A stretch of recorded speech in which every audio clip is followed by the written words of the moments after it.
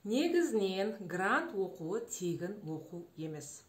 Бұл видеоның астына грантқа түскендерді, сондай грантта оқитындарды белгілеп кетсеңіздер болады. Сонымен негізі грант оқуы тегін оқу емес. Өйткені мемлекет сізді грантқа түсіргенде, яғни оқудың ақшасын өзі төлеп, өзінің бір белгілі бір талаптарын сізге қояды.